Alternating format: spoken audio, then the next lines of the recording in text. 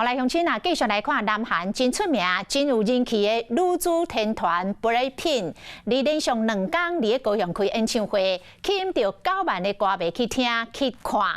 讲昨演唱会散场的时阵，歌迷是前半点钟才挤出会场，安尼看人有偌济才好。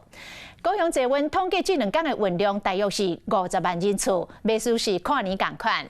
环保局这2天内，更加是动员到170个清洁队员来加强到演唱会周边道路的维护甲清洁。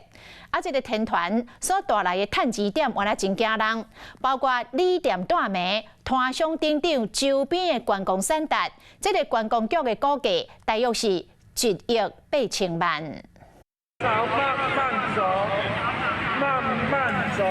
韩国超人气女团 BLACKPINK 来台湾上尾场演唱会，一日结束，正万的民众甲高雄结婚，去甲可出出。月台顶的人坐到密密实，高雄结婚统计，18号运量超过29万人，19号比我24万，2天的总运量就我要50万人，刚才散场上少就要用要半点钟。里面挤出来花了多久的时间？你有算过吗？大概？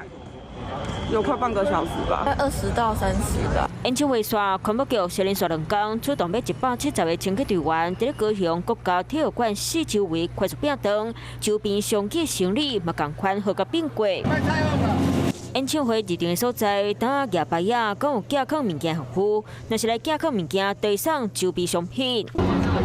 现场无人伫咧卖千里镜，一支200，一堆人想要买，希望大家送新人看搁详细，就和附近的商圈夜市生意嘛对咧旺起来。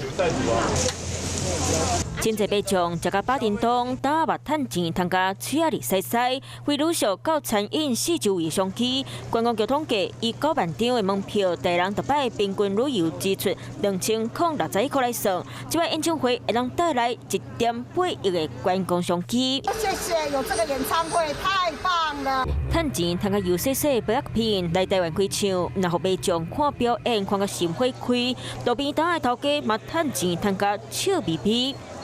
嗨，我是庄宇杰，想要看到更多的新闻内容吗？赶快订阅华视新闻的 YouTube 频道，并且开启小铃铛，跟着宇杰一起看新闻吧。